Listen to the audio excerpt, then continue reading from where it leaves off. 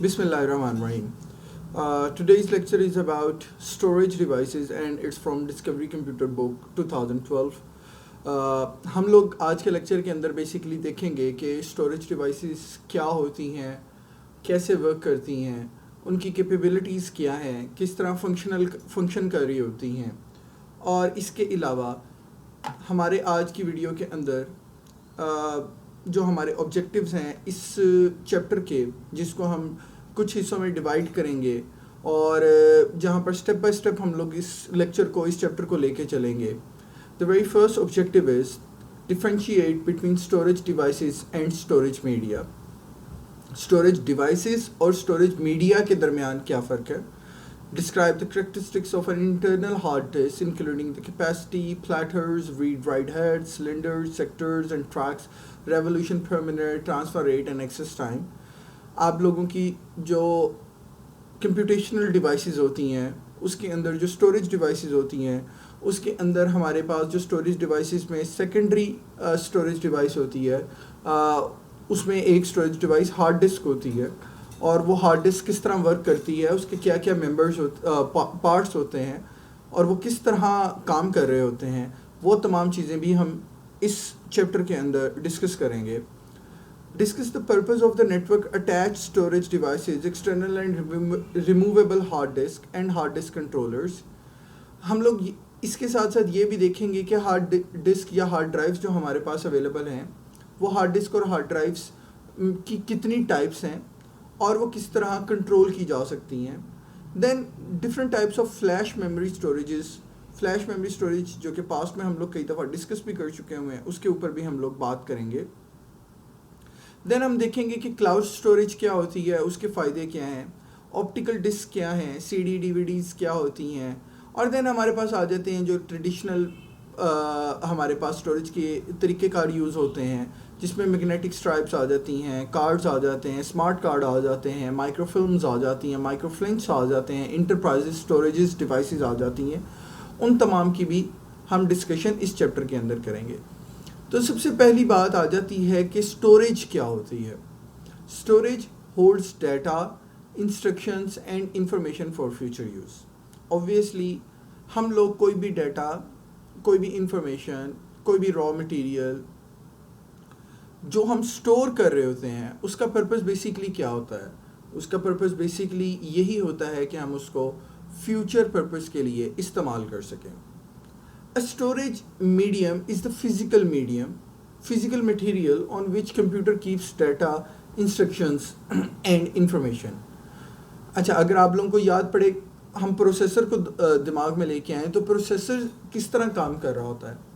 जो प्रोसेसर होता है वो प्रोसेसर बेसिकली उसको प्रोसेसिंग करने के लिए दो चीज़ों की ज़रूरत होती है. एक इनपुट की और नंबर 2 उसको ज़रूरत होती है इंस्ट्रक्शंस की. जो इनपुट होती है वो उसके पास दो जगहों से आ सकती है. वो इनपुट उसके पास आती है या तो किसी इनपुट डिवाइस से, या हमारे सिस्टम के अंदर जो स्टोरेज डिवाइसेस होती हैं वहाँ पर कोई इनपुट पड़ी होती है. अब वो इनपुट क्या होती है, वो इनपुट कोई डाटा हो सकता है और वो कोई इन्फॉर्मेशन हो सकती है. और उस डाटा या इन्फॉर्मेशन के ऊपर जो भी प्रोसेसिंग करनी है प्रोसेसर ने, कोई भी काम जो प्रोसेसर ने करना है, उसके लिए हमें इंस्ट्रक्शंस की ज़रूरत पड़ती है. और वो जो इंस्ट्रक्शंस होती हैं वो हमारी स्टोरेज मीडियम के अंदर मौजूद होती हैं. सो हमारी स्टोरेज मीडियम एक फ़िज़िकल मटीरियल है. फ़िज़िकल मटीरियल से मुराद ऐसा है कि जिसकी रियल एग्जिस्टेंस मौजूद है, जो रियल टाइम में अवेलेबल होता है, जो रियलिटी है, जिसको हम छू सकते हैं, जिसको हम देख सकते हैं, जो फिज़िकली, जिसके अंदर फिज़िकली हार्डवेयर इंक्लूड होता है, जो वर्क कर रहा होता है. So that is why a storage medium is a physical material on which a computer keeps data, instructions and information.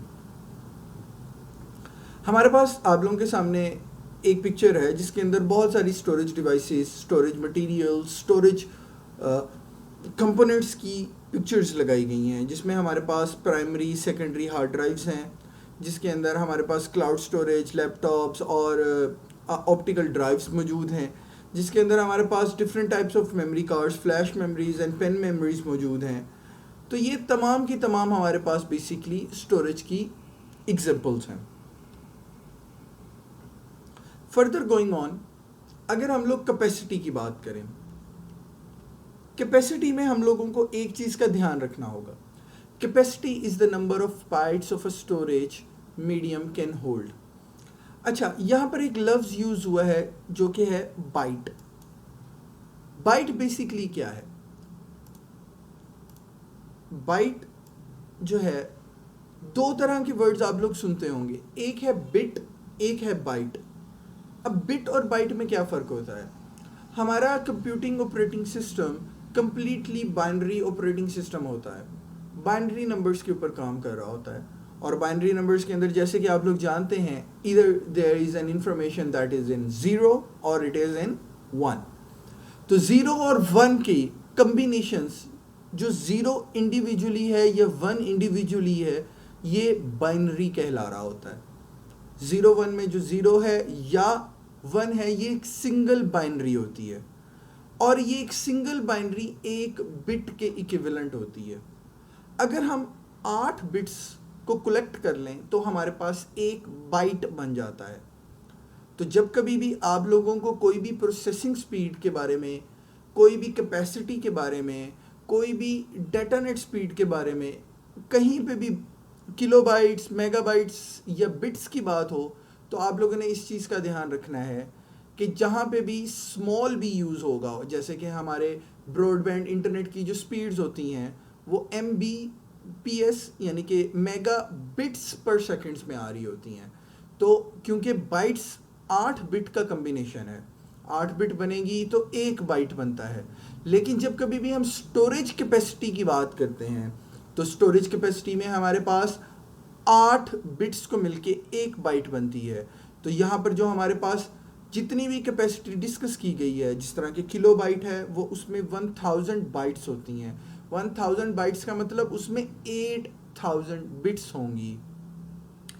Then हमारे पास आ जाता है megabyte, 1 million, gigabyte, 2 raised to power 30, terabyte, petabyte, exabyte, zettabyte and yottabyte. Terabyte तक तो आजकल हम लोग personal computers में यूज़ हो रहा है। पीटाबाइट एंड एक्साबाइट हमारे पास जो हमारे क्लाउड स्टोरेजेस होती हैं, जिनको हम लोग मेन फ्रेम्स कह रहे होते हैं, वहाँ पर इस्तेमाल हो रही होती हैं। जीटाबाइट्स भी हमारे पास यूज़ हो रही हैं। सो ये हमारे पास कैपेसिटी है जिसको हम लोगों ने जहन में रखना होता है। 2 raised to power 10 kilobytes, 2 raised to power 20 kilobytes होंगी तो हम लोग जो हैं वो 1 मेगाबाइट्स बना, 2 raised to power 20 बाइट्स होंगी हमारे पास तो 1 मेगाबाइट बनती है। यानी कि ये हमारा जो कम्बिनेशन होता है वो डबल होता जाता है। 1000, 1 million, 1 billion, 1 trillion, 1 quadrillion, 1 Quintillion, और इसी तरह हमारी कैपेसिटी इंक्रीज होती रहती है स्टोरेज की। हमारी बेसिकली जैसे कि जो स्टोरेज डिवाइसेस मेरे पास इस टाइम अवेलेबल हैं, फॉर एग्जांपल लाइक मेरे पास स्टोरेज डिवाइसेस कौन कौन सी अवेलेबल हैं जो कि मैं पर्सनली इस्तेमाल कर रहा हूँ। सबसे पहले तो स्टोरेज डिवाइस ऑब्वियसली मेरे लैपटॉप की है, जिसके अंदर मैं 2 तरह की स्टोरेज डिवाइसेस यूज़ कर रहा हूँ, जो कि फ्यूचर में लेक्चर्स में मैं आप लोगों के साथ डिस्कस भी करूँगा। 2 तरह की स्टोरेज डिवाइसेस यूज़ कर रहा हूँ। एक मेरे पास हार्ड ड्राइव होती है जिसको हम लोग प्राइमरी हार्ड ड्राइव और सेकेंडरी हार्ड ड्राइव कहते हैं। दूसरी मेरे पास सॉलिड स्टेट हार्ड ड्राइव है। मैं 2 तरह की, एक की कैपेसिटी 1000 GB यानी कि 1 टेराबाइट है, और सेकंड की जो कैपेसिटी है वो 250 है। दोनों में क्या फ़र्क है हम लोग फ्यूचर में डिस्कस करेंगे। देन इसके अलावा मैं 2 फ्लैश ड्राइव्स यूज़ कर रहा हूँ जिनको हम लोग USB ड्राइव्स भी कह रहे होते हैं। वो फ्लैश ड्राइव्स, उनकी कैपेसिटी मेरे पास है 32 GB यानी कि 32 गीगाबाइट्स। मैं यहाँ से आप लोगों के साथ गीगाबाइट यानी कि 32 into 2 raised to power 30 bytes, दोनों की 32 गीगाबाइट्स है। इसके अलावा मेरे पास एक एक्सटर्नल हार्ड ड्राइव अवेलेबल है। जो एक्सटर्नल हार्ड ड्राइव है मेरे पास 1 टेराबाइट की है, यानी कि उसकी जो कैपेसिटी है वो 2 raised to power 40 बाइट्स है। देन इसके अलावा मेरे पास जो मेरा मोबाइल डिवाइस है उसके अंदर 128 गीगाबाइट्स की कैपेसिटी है। तो आपके इर्द गिर्द भी बहुत सारी डिवाइसेस ऐसी अवेलेबल होंगी जिसके अंदर बाकायदा फिज़िकली डिवाइसेस कनेक्ट की गई हैं, फिज़िकली कनेक्शंस दिए गए हुए हैं, फिज़िकल मीडियम्स मौजूद हैं जो कि हमारे डाटा, इंस्ट्रक्शन और हमारे इंफॉर्मेशन को स्टोर कर रहे होते हैं सो दैट हम उनको फ्यूचर पर्पसेस के लिए यूज़ कर सकें। देन हमारी स्टोरेज डिवाइस के अंदर हो क्या रहा होता है? A storage device is the computer hardware that records and और retrieve items to and from the storage device. आपकी स्टोरेज डिवाइसेस के अंदर आपका कंप्यूटर या तो रिकॉर्ड्स को स्टोर करवा रहा होता है या वहां से रिट्रीव कर रहा होता है। जो रिट्रीव करने का प्रोसीजर है, रिट्रीव करने का मतलब है निकालना। मेरी हार्ड ड्राइव है, वहाँ से मेरे प्रोसेसर ने कॉल की है, मेरी रैम, रैंडम एक्सेस मेमोरी, मेरी प्राइमरी मेमोरी, मेरी सेकेंडरी मेमोरी में से मेरी रिक्वायर्ड डाटा को या इंफॉर्मेशन को कलेक्ट करता है और प्रोसेसर के पास लेके आता है, और प्रोसेसर उसके ऊपर रिक्वायर्ड प्रोसेस कंप्यूट करने के बाद मुझे जो रिजल्टेंट होता है मेरी आउटपुट डिवाइस के ऊपर मुझे दिखा रहा होता है। इस पूरे प्रोसीजर को हम लोग रीडिंग कह रहे होते हैं। और अगर आउटपुट डिवाइस पे दिखाने की बजाय वो तमाम के तमाम प्रोसेस को मेरी स्टोरेज डिवाइस के अंदर दोबारा स्टोर करना चाहता है, तो इस तमाम प्रोसीजर को हम लोग राइटिंग कह रहे होते हैं।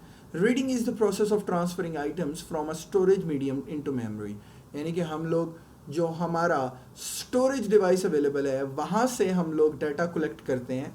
आप लोगों को आज पहले आप लोगों ने ये जाना होगा, मैं दोबारा रिपीट कर रहा हूँ, हमारे पास दो तरह की मेमोरीज हैं। एक को हम प्राइमरी मेमोरी कह रहे होते हैं, एक को हम सेकेंडरी मेमोरी कह रहे हैं। तो when ever I am talking about a primary memory I am talking about RAM, random access memory, and whenever I'm talking about the secondary memory I'm talking about hard drives, optical drives.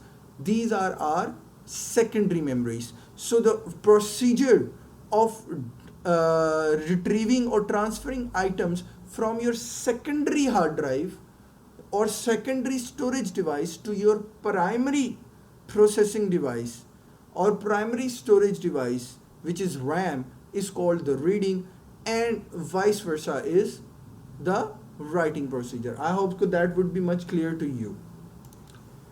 So we were discussing about the storage devices, the reading and the writing procedure. Now there comes an access time. Access time in an easy manner is a time it takes a primary storage device, which is a RAM, to get the required information from your secondary storage device, which is your secondary storage device or secondary storage medium, which is most of the time the hard disk, the memory cards, the flash, the optical drive disk and the tapes, और the backups वगैरह जितने भी होते हैं हमारे, उधर से access करके प्रोसेसर को देने में जो टाइम लग रहा होता है वो हमारा एक्सेस टाइम कहला रहा होता है. The amount of time it takes a storage device to locate an item on a storage medium, the time required to deliver an item from memory to the process, वो हमारा access time कहला रहा होता है. The example जो कि मैंने आप लोगों को पहले सॉर्टिंग की एक एग्जाम्पल दी थी कि जिसमें हम लोगों ने तमाम का तमाम सामान अनलोड तो कर लिया, लेकिन देन उसको लोकेट करके रिक्वायर्ड पर्सन को प्रोवाइड करने में जो टाइम हमारा लग रहा होता है वो हमारा एक्सेस टाइम होता है. And it all depends upon your writing procedure.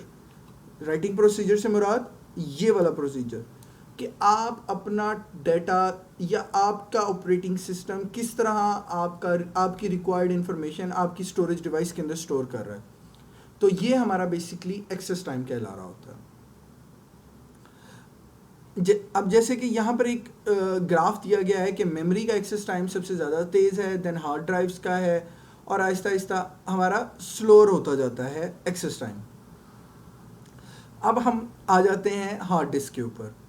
A hard disk contains one or more inflexible circular platters that use magnetic particles to store data, instruction and information.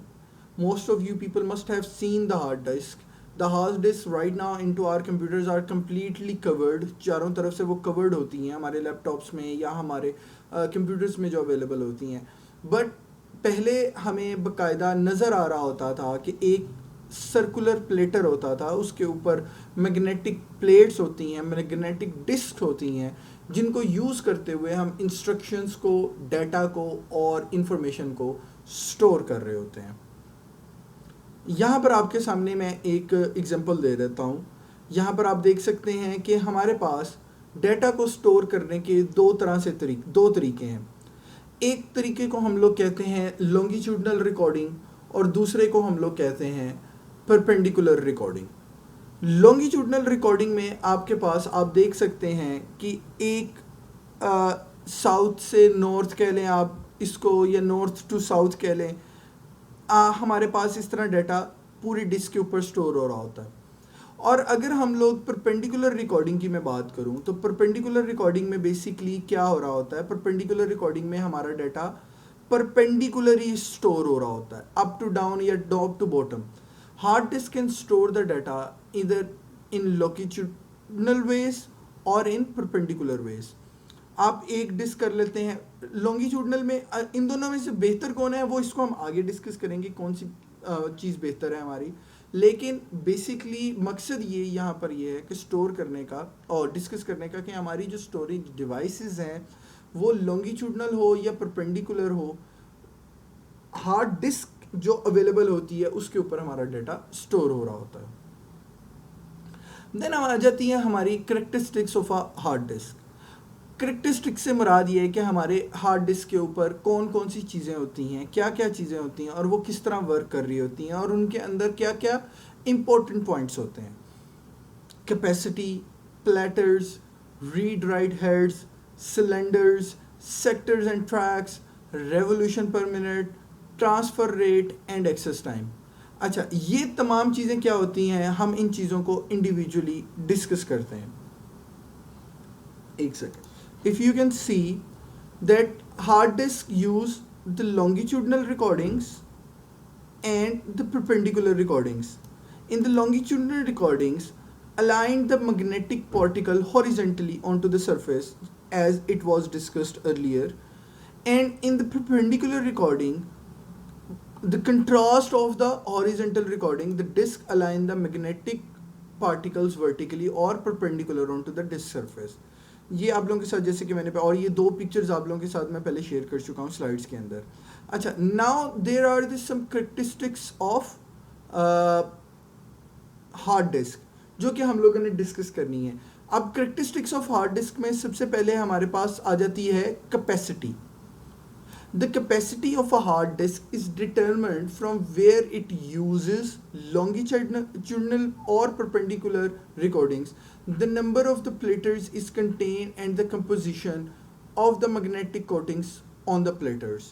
आपकी कैपेसिटी ये बता रही होती है कि आपकी हार्ड ड्राइव के अंदर आप लोगों ने किस तरह की आपके हार्ड ड्राइव के ऊपर किस तरह की तरतीब यूज़ हुई है। आई गेस अभी आप लोगों को शायद हम लोग इस चीज़ को नहीं जानते, लेकिन पास्ट में हमारी हार्ड ड्राइव्स की डिफरेंट स्पीड्स होती थी, अभी भी होती हैं। अभी भी आप लोग सुनते हैं UFC 2.1, 2.0, 3.0, 3.1, डिफरेंट स्पीड्स होती हैं जो हमारी प्राइमरी और सेकेंडरी हार्ड ड्राइव्स हैं जो कि हमारे पास नॉर्मली यूज़ हो रही होती हैं, जिसके अंदर सेक्टर्स होते हैं। मैं सॉलिड स्टेट हार्ड ड्राइव्स की बात नहीं कर रहा, जो ट्रेडिशनल हार्ड ड्राइव्स हैं उनकी बात कर रहा हूँ। उनकी कैपेसिटी को देखने के लिए हमें ये देखना पड़ता है कि उनके अंदर किस पैटर्न को यूज़ किया गया है, लॉन्गिट्यूडनल पैटर्न को यूज़ किया गया है या परपेंडिकुलर पैटर्न को। ऑब्वियसली जो हमारे परपेंडिकुलर पैटर्न होते हैं ये बेटर होते हैं, इनकी एक्सेस टाइम बेहतर होता है, इनका रिट्रीवल पावर बेहतर होती है और इनकी स्टोरेज कैपेसिटी भी हमारे पास ज़्यादा हो जाती है। यहाँ पर एक बात की गई है प्लेटर की। प्लेटर क्या होता है? अ platter is made up of aluminium, glass और ceramic and is coated with alloy material that allows items to be recorded onto the surface magnetically. आपके हार्ड ड्राइव के अंदर एक जो डिस्क यूज़ की जा रही होती है जिसके ऊपर आपका डाटा स्टोर हो रहा होता है, that disc is basically a platter. और जो कोटिंग की गई होती है उस कोटिंग के बारे में एक लाइन है यहाँ पर, the coating usually is 3 millionth of an inch. इतनी बारीक कोटिंग होती है वो, ठीक हो गया। देन हमारे पास आ जाता है फॉर्मेटिंग। अगर हम लोग हमारे पास फॉर्मेटिंग आ जाता है। Formatting is the process of dividing the disk into tracks and sectors.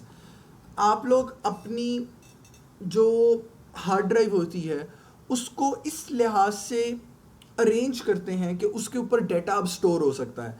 Data store होता है ट्रैक्स और सेक्टर्स के अंदर। अब ये ट्रैक्स और सेक्टर्स क्या होते हैं, इनको हम डिस्कस कर लेते हैं।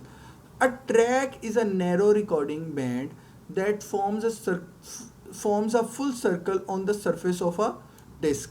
ये यहाँ पर आप देख रहे हैं एक सर्कल्स बन रहे हैं, आप सर्कल्स देख रहे हैं, ये सर्कल्स बन रहे हैं। ये जो बेसिकली हमारे सर्कल्स हैं ये हमारे ट्रैक्स कहला रहे होते हैं।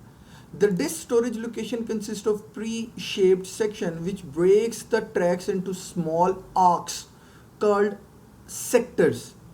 पूरे ट्रैक के ऊपर हम लोगों को छोटे छोटे छोटे छोटे आर्क्स बनाई गई होती हैं। आर्क्स से मुराद होता है छोटे छोटे हिस्सों में डिवाइड किया, ट्रैक को छोटे छोटे हिस्सों में डिवाइड किया गया होता है, और वो जो ट्रैक को छोटे हिस्सों में डिवाइड किया गया होता है वो हमारे सेक्टर्स कहलाते हैं। सबसे पहले मैं दोबारा रिपीट करता हूँ, हार्ड ड्राइव के ऊपर डाटा स्टोर हो रहा है लॉन्गिट्यूडनल वे, परपेंडिकुलर वे। उसके ऊपर हमारे पास एक प्लेटर आ जाता है। प्लेटर वो जगह होती है जिसके ऊपर डाटा स्टोर हो रहा है। प्लेटर के बाद हमारे पास आ जाते हैं क्या, ट्रैक्स आ जाते हैं। ट्रैक्स एक कंप्लीट सर्कल्स बने हुए हैं पूरे के पूरे प्लेटर के ऊपर। उन प्लेटर्स को, उन ट्रैक्स को डिवाइड किया जाता है छोटे छोटे आर्क्स के अंदर, ठीक है। वो जो आर्क्स होती हैं हमारी, वो बेसिकली क्या कहला रहे होते हैं, हमारे सेक्टर्स कहला रहे होते हैं। अब सेक्टर्स के बाद क्या आ जाता है, on a hard disk a sector typically stores up to 512 bytes of a data. वो कितना स्टोर कर सकता है, कैसे स्टोर कर सकता है, आपका डाटा जो होता है वो सेक्टर के अंदर स्टोर हो रहा होता है। व्हेन यू फॉर्मेट करते हैं तो वो सेक्टर्स और क्लस्टर आपके वो ट्रैक्स बन रहे होते हैं। अब इंपॉर्टेंट चीज़ आ जाती है cluster. A cluster is the smallest unit of a disc space that stores data and information. जो सबसे स्मॉल यूनिट होता है जहाँ पर हमारा डाटा स्टोर हो रहा होता है वो हमारा क्लस्टर कहला रहा होता है। Each cluster also called as an allocation unit, और वो तमाम के तमाम हमारा एलोकेशन यूनिट कहला रहा होता है जिसके अंदर हमारा तमाम डाटा स्टोर हो रहा होता है। आपकी हार्ड ड्राइव की अगर हम कैपेसिटी देखना चाहें तो यूँ आप अपने लोकल हार्ड ड्राइव की कैपेसिटी देख सकते हैं जिसके अंदर बताया गया होता है कि आपकी कितनी कैपेसिटी है। इसके अलावा ये जो बाकी इन्फॉर्मेशन होती है ये हम कुछ सॉफ्टवेयर्स ऐसे हैं जिसकी मदद से हम लोग ये तमाम की तमाम इन्फॉर्मेशन हासिल कर पा रहे होते हैं। अब हमारे पास आ जाता है रीड राइट हेड, जिसके ज़रिए हम लोगों ने अपने सेक्टर्स और ट्रैक्स में से डाटा को रीड करना है, राइट करना है। वो हमारा एक हेड होता है जो कि हमारी हार्ड डिस्क के ऊपर लगा होता है। देन हमारे पास आ जाते हैं सिलेंडर्स। हमारी हार्ड डिस्क के डिफरेंट प्लेटर्स, एक प्लेटर नहीं एक से ज़्यादा प्लेटर्स भी हो सकते हैं। वो प्लेटर्स एक सिलेंडर के ऊपर लगे होते हैं ताकि वो रोटेट कर सकें, वो हमारा सिलेंडर कहला रहा होता है। और 1 मिनट के अंदर वो कितनी दफ़ा रोटेट करते हैं, that is revolution per minute. Transfer rate, data कितनी तेज़ी से फाइंड आउट होता है, और हमारे हार्ड ड्राइव के ऊपर हमारी रेवोल्यूशन पर मिनट कितने ज़्यादा हैं, सिलेंडर्स के ऊपर प्लेटर्स कितने ज़्यादा हैं, हमारी कैपेसिटी कितनी ज़्यादा है, और उसमें से डाटा रिट्रीव होके हमारे प्रोसेसर को कितनी तेज़ी से मिलता है, वो हमारा ट्रांसफ़र रेट है। और उसको जितना टाइम लगता है वो हमारा एक्सेस टाइम कहला रहा होता है। सो बेसिकली आज हम लोग यहाँ तक ही हम डिस्कस करेंगे। फॉर्मेटिंग को हम डिस्कस कर चुके हैं। यहाँ पर आप लोग देख सकते हैं ये हमारी हार्ड ड्राइव है जिसमें हमारे पास एक प्लेटर अवेलेबल है। इस प्लेटर में अगर मैं इसको थोड़ा सा जूम इन कर दूँ आप लोगों के लिए, हमारे पास सबसे पहले ये एक सर्किट बोर्ड की तरफ इशारा किया गया है जहाँ से तमाम के तमाम हार्डवेयर पार्टिकल जो फिजिकल कंपोनेंट्स होते हैं वो कंट्रोल हो रहे हैं। एक मोटर को शो किया गया है जो कि हमारी सिलेंडर कहला रही होती है। एक हमारा हेड शो किया जा रहा होता है जिसको रीड राइट हेड कहा गया है। और इसके अलावा एक हमारा हेड को कंट्रोल करने वाला आर्म होता है जो कि हमारे हेड को हमारे क्या कह रहे हैं सेक्टर्स के ऊपर आगे और पीछे मूव करवा रहा होता है। तो ये बेसिकली हमारी हार्ड ड्राइव होती है जिसके अंदर तमाम के तमाम मैकेनिकल कंपोनेंट्स होते हैं और वो मैकेनिकल कंपोनेंट्स हमारे कंट्रोल प्रोवाइड कर रहे होते हैं। तो this was all from the storage device. I guess आप लोगों को थोड़ा बहुत आइडिया हो गया होगा कि हमारी हार्ड ड्राइव क्या होती है, किस तरह वर्क करती है। अब हम फ्यूचर में पढ़ेंगे इसके बाकी कंपोनेंट्स के हवाले से, इसके ऊपर डाटा किस तरह स्टोर होता है, बैकअप्स क्या होती हैं, किस तरह कितनी टाइप्स की होती हैं, और इसको हम एक्सटेंड करने की कोशिश करेंगे। अभी बेसिकली जो आज के लेक्चर का मकसद था वो आप लोगों को बताना था कि स्टोरेज डिवाइस क्या होती है और उसकी capacity, platter, read write, head, cylinder, sectors और access time, transfer time, revolution per minute ये क्या होते हैं। तो आज हमने पहले 2 कंपोनेंट्स को हम लोगों ने अपने ऑब्जेक्टिव्स को डिस्कस किया इस लेक्चर के अंदर। आई होप सो कि आप लोगों को ये समझ आया होगा। That's all from today's lecture. इंशाल्लाह नेक्स्ट लेक्चर में हम लोग डिटेल में बाकी चीज़ों को डिस्कस करेंगे और नेक्स्ट वीडियो में आप लोगों को हार्ड ड्राइव के बारे में ईजीली आसानी से डिस्कवरी कंप्यूटर बुक की मदद से ज़्यादा एक्सप्लेन करने की कोशिश करूँगा।